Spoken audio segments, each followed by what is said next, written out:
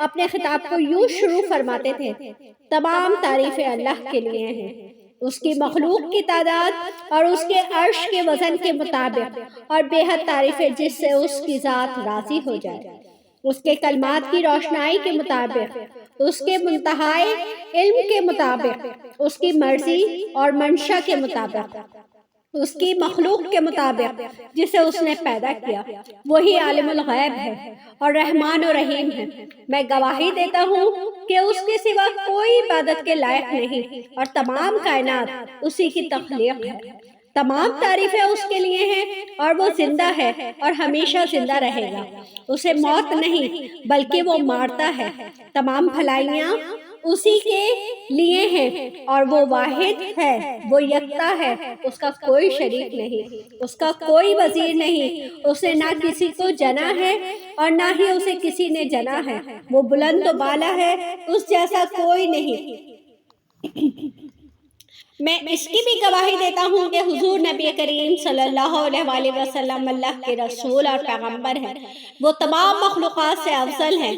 اللہ عز و جل نے ان کو ہدایت دے کر بھیجا تاکہ وہ دین اسلام کو تمام ادیان پر بلند کریں، خواہ مشرکین اس کو برا سمجھے۔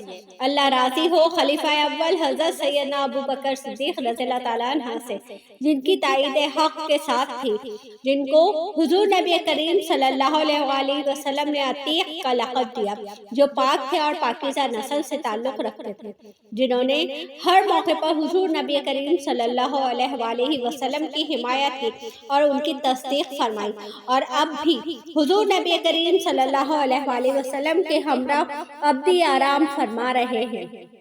اللہ راضی ہو خلیفہ دوم حضرت سیدنا عمر فاروق رضی اللہ تعالیٰ عنہ سے، جنہوں نے عمل کثیر کیے اور جن کو حق و باطل کے درمیان فیصلے کے لیے منتخب کیا گیا، جنہوں نے ہمیشہ حق بات کا ساتھ دیا، اور وہ بھی حضور نبی کریم صلی اللہ علیہ وآلہ وسلم کے ہمراہ ابدی آرام گاہ میں موجود ہیں۔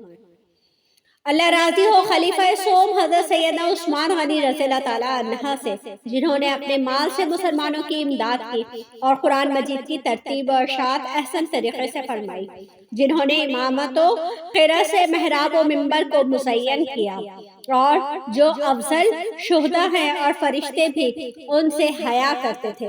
اللہ راضی ہو خلیفہ چہارم حضرت سیدنا علی المرتضیٰ سے، جو شجاعت اور جواں مردی میں بے مثل ہیں، اور حضور نبی کریم صلی اللہ علیہ وآلہ وسلم کے چچا زاد بھائی اور داماد ہیں۔ آپ رضی اللہ تعالیٰ عنہ دین اسلام کے امام و عالم ہیں، اور جن کے لیے حضور نبی کریم صلی اللہ علیہ وآلہ وسلم نے فرمایا کہ میں تم پر فدا ہو جاؤں۔ اللہ راضی ہو حسنین کریمین حضرت سیدنا امام حسن اور حضرت سیدنا امام حسین رضی اللہ تعالیٰ عنہ سے، جن کی نیکیاں تا حشر قائم رہنے والی ہیں اور جن کے مراتب بے مثل ہیں۔ اللہ نے ان کے قلوب کو نیکیوں کی جانب مائل کیا۔ اے اللہ، تو ہمارے رازوں اور دل کیفیات سے واقف ہے۔